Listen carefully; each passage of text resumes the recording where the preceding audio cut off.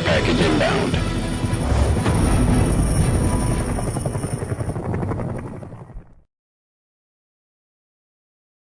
Right now, we have one question and one question only to answer. What color is that damn dress?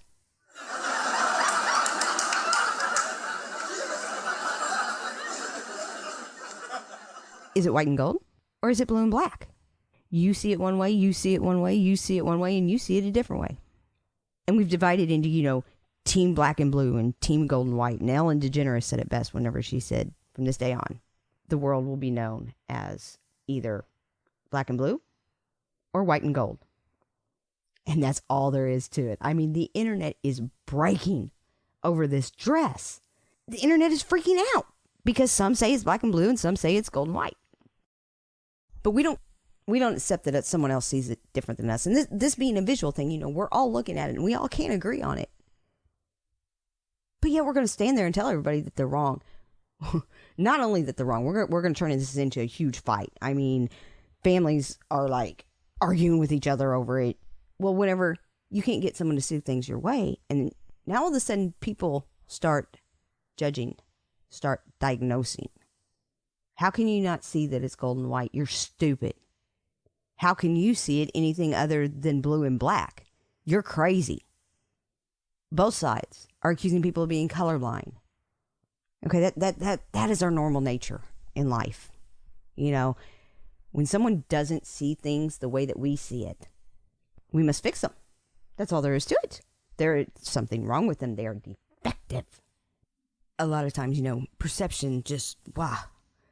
I see it one way, you see it another way, and bam, there we go. I remember another time. You remember a little boy? Linda, look it. Yeah, little Mateo. Arguing for a cupcake.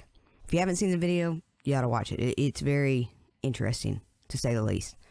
This is a 3-year-old.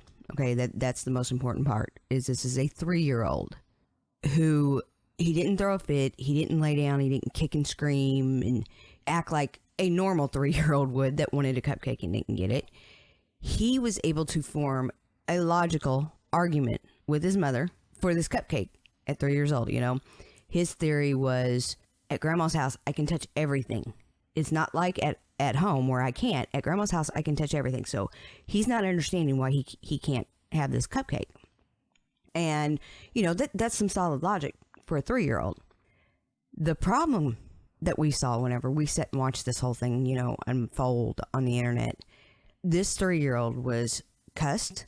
He was called, oh my goodness, a brat. People were saying, he needed to have his butt whooped. Kids like him are the problem with school today. It's because we don't whoop kids. We let them do this, He needed to be taught respect. He was compared to kids who caused school shootings, an abuser. He was already labeled that he was going to be an abuser when he grows up.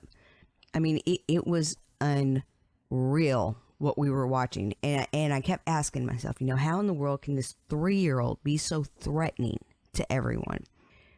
And then I finally realized what it was. Everyone sees the world through their own views, it's your perception. And we cannot accept anyone who does things outside of what we think should happen. Well, there were a handful of us, and I mean very few of us, who were loving this little boy. Okay, and if you look, most of us who were laughing and loving the little boy, all of us had kids at some point like this little boy. Extremely clever. We've already been through it. No matter how much we argued the point of, he can think things through, he's logical. People, they couldn't handle it. But that's the problem with perceptions. We cannot handle anyone who thinks different or acts different than we think that they should. Okay, you've got two people that see the exact same thing happen, and then they've got, two completely different stories about that same situation that both of them saw. And it happens because people perceive things differently. People organize what they see and hear into their own understanding of the situation. Whether you realize it or not, whenever you're watching things happen, hearing things, seeing things, you're having thoughts, subconscious thoughts or interpretations about what's going on. And where this comes in so big with PTSD is, okay, if normal people are freaking out on the internet like this, how in the world do two people ever figure out this, especially with PTSD in the mix? That is one of the biggest downfalls to marriage and PTSD, because there really no one explains the thinking behind what's going on.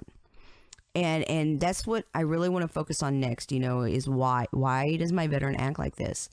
What is he thinking? And this to me is the number one thing that needs to be covered in a marriage, because once you get these misperceptions, I should say, cleared up, and you start seeing it from his side, you actually start looking at things through his view, not your view. That is when the team we is created. You guys become a united front, working together against PTSD instead of working, against each other. You guys aren't locking horns. You guys actually start seeing it from both sides.